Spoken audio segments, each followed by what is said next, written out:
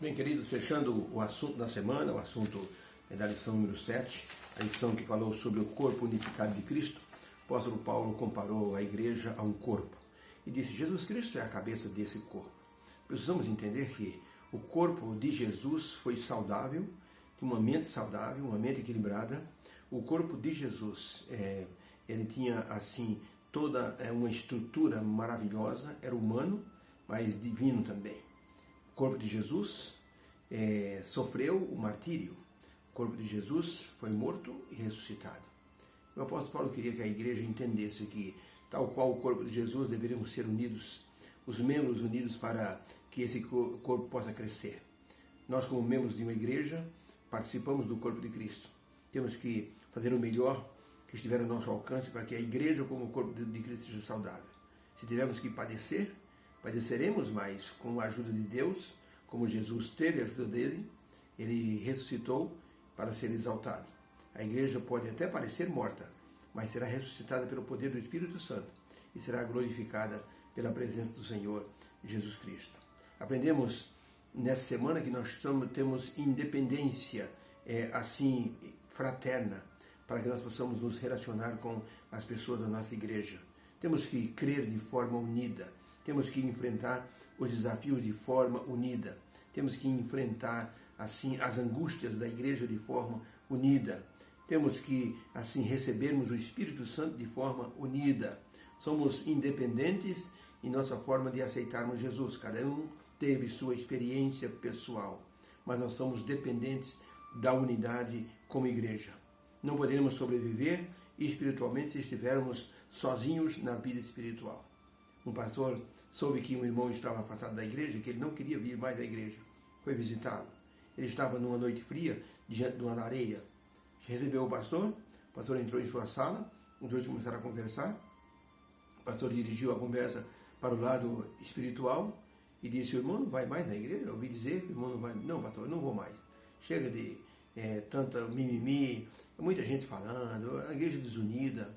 Mas, irmão, se estiver fora é pior ainda. Não, pastor, você é crente em casa. Você não é adventista em casa. Acho que é melhor.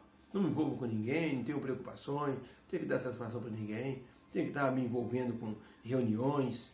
O pastor viu que ele e esse irmão estava com a lareira bem acesa, muitas brasas. Ele foi lá, pegou um alicate próprio para mexer no carvão e nas brasas e tirou uma daquelas brasas e colocou em cima do mármore. O irmão, afastado, começou a olhar aquela brasa e viu que ela foi aos poucos perdendo aquele calor e foi virando de novo um carvão. Quando chegou no final da conversa, o irmão disse: pastor, eu entendi a lição. O senhor tirou uma brasa lá dentro do braseiro e colocou em cima do mármore. Enquanto nós conversávamos, eu percebi que a brasa se apagou. O senhor quer dizer com isso que, se eu estiver fora da igreja, do braseiro espiritual, eu vou me apagar. Eu entendi a lição. Estarei na igreja. E assim, o pastor conseguiu, através de uma ilustração simples, trazer aquele irmão de volta para a igreja. O apóstolo Paulo mostrou que a igreja, como o corpo de Cristo, precisa ter consciência de que Jesus é a cabeça pensante desse corpo. As pessoas podem realizar suas tarefas, mas sempre assim se direcionando para Jesus Cristo. Sempre tendo como Jesus como a sua base principal, como sendo assim aquele que está nos estruturando espiritualmente. Por isso Paulo pediu que os irmãos andassem do modo digno da vocação a que foram chamados.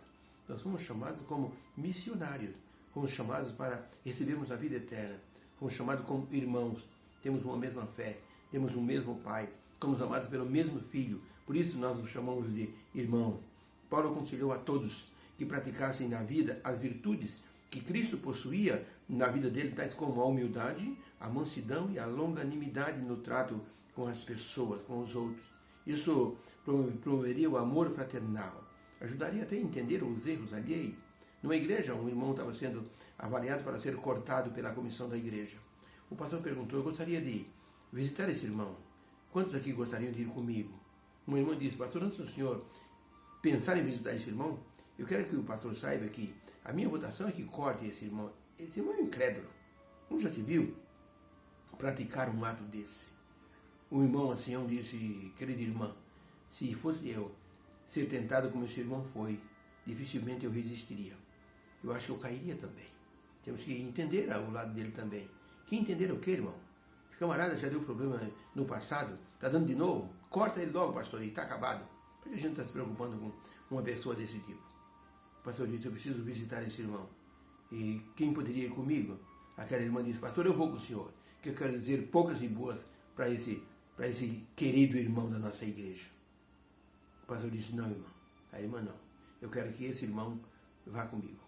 Porque ele reconhece que se estivesse nas mesmas condições, dificilmente resistiria à tentação que esse irmão se expôs. O pastor foi visitar aquele irmão que caiu em pecado junto com aquele outro irmão que compreendia a situação e juntos conversaram com aquele irmão. Em vez de ser um corte, foi apenas uma disciplina para que o irmão se mantivesse na comunhão da igreja. Temos que entender as pessoas que erram.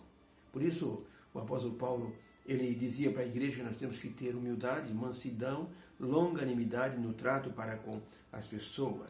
O apóstolo Paulo mostrou que Cristo foi o doador dos dons da igreja.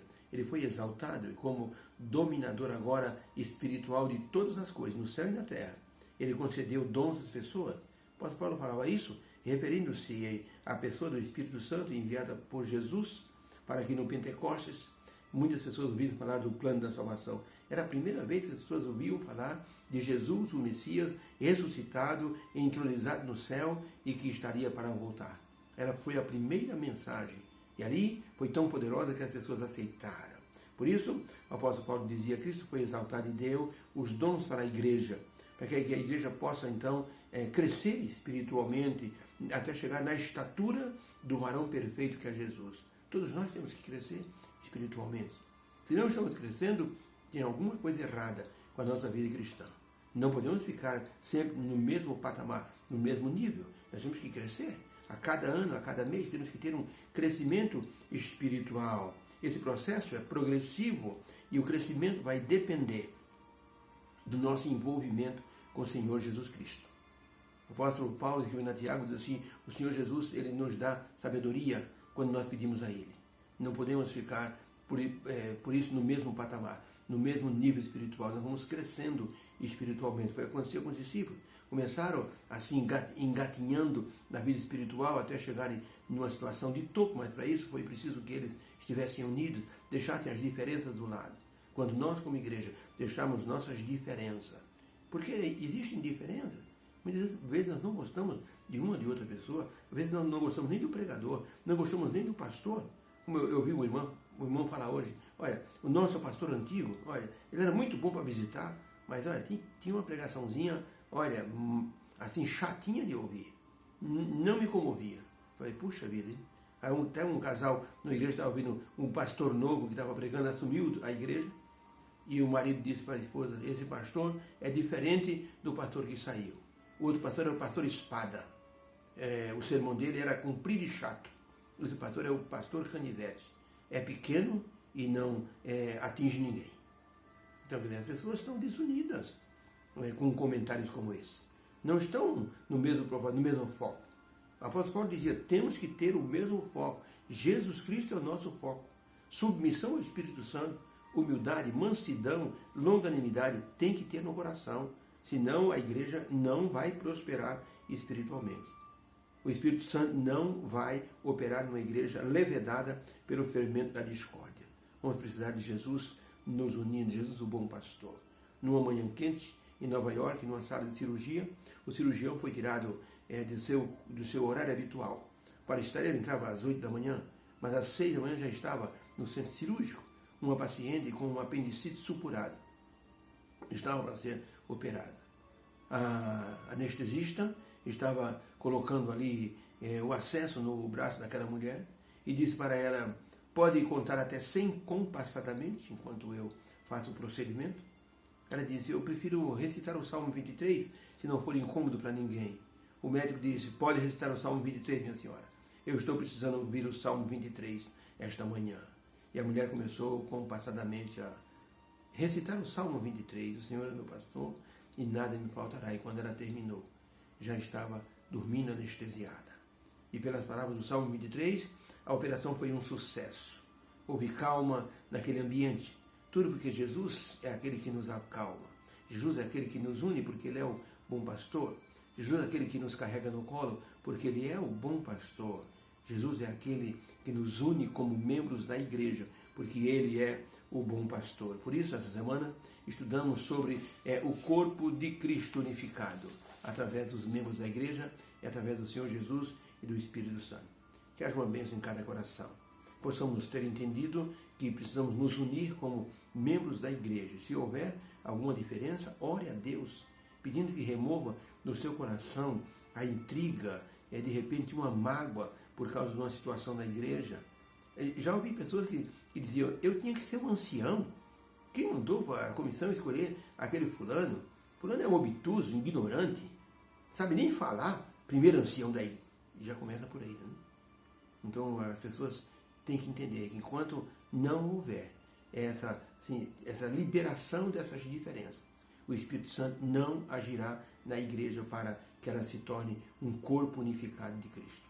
Deus nos abençoe. Possamos orar assim fervorosamente, para que Deus retire do nosso coração toda mágoa, toda amargura, para que possamos, livres desses pesos emocionais, nos entregarmos ao Espírito Santo para que Ele nos use como instrumentos, e assim, na propagação do Evangelho e no preparo de um povo para a segunda vinda de Cristo. Obrigado, meu Deus, pela lição dessa semana. Foi providencial. Precisamos aprender essa lição da unidade em amor. Nos dê, por favor, Senhor Jesus e Espírito Santo, nos dê no coração humildade, nos dê mansidão e nos dê longanimidade para suportar os ataques, as provocações. Agradecemos essas bênçãos em nome do Senhor Jesus. Amém. Fique com Deus. Um beijo no coração. Feliz sexta-feira e um bom preparo para o sábado. E que o sábado venha com toda alegria. E feliz Jesus Pai antecipadamente. Deus abençoe a todos. Amém.